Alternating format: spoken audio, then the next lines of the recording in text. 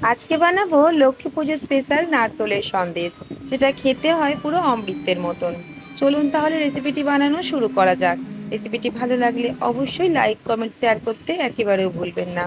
প্রথমেই বলে দিই, নারকেলের সন্দেশ বানানোর জন্য সমস্ত উপকরণ ঘরে থাকা যে কোনো একটা পাত্রের মাপ করে নেবেন। আমি এখানে একটা বাটি মাপ করেই নিচ্ছি।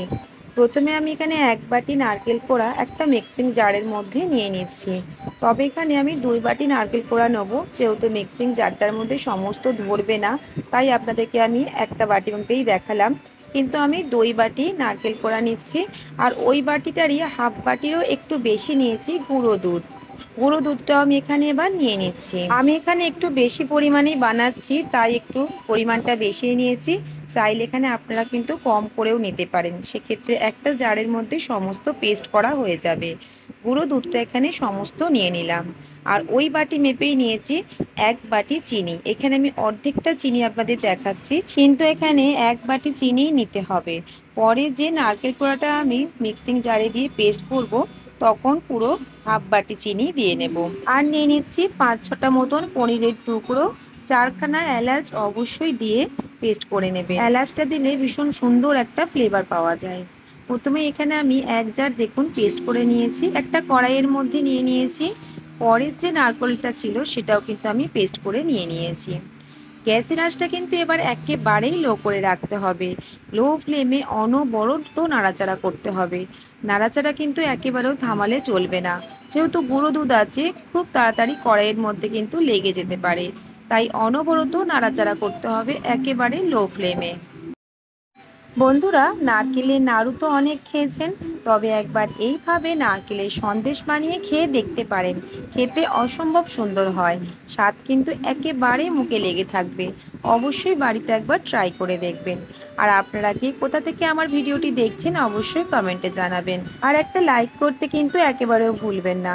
আপনাদের একটা লাইক পরবর্তী রেসিপি বানাতে আমাকে অনেকটা মোটিভেট করে।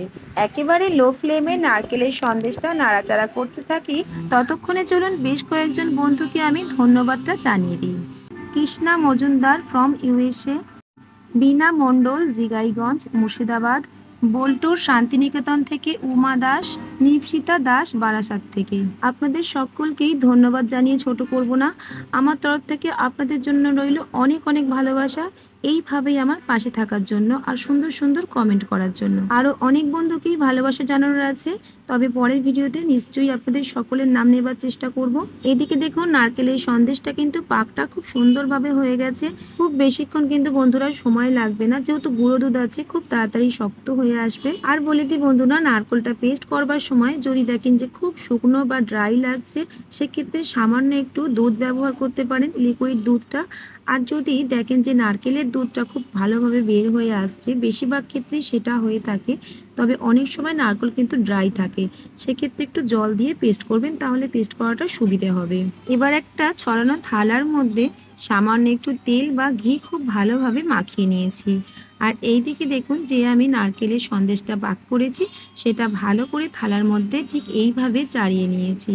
আর কিছুটা কিন্তু এখনও কড়াইয়ের মধ্যে রয়েছে, তার মধ্যে সামান্য একটু আমি ফুড কালার দিচ্ছি, ইয়েলো ফুড কালারটা ব্যবহার করেছি। তবে এটা কিন্তু সম্পূর্ণ অপশনাল, শুধু এটা আমি দেখতে সুন্দর লাগার জন্যই ব্যবহার করেছি। আপনারা যদি বাড়িতে বানান নাও দিতে পারেন। ফুড কালারটাকে দিয়ে ভালো করে আবারও বেশ নাড়াচাড়া করে নিচ্ছি।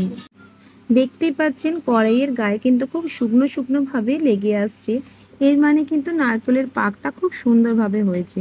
কড়াইয়ের গায়ে লেগে আসলেই বুঝবেন পাকটা খুব ভালোভাবে হয়ে গেছে। এটাও কিন্তু আমি একইভাবে এই থালার উপরেই এই সন্দেশটাকে দিয়ে দিচ্ছি। চারিদিকে ভালো করে দিয়ে ঠিক এইভাবে আমি চাড়িয়ে দিচ্ছি।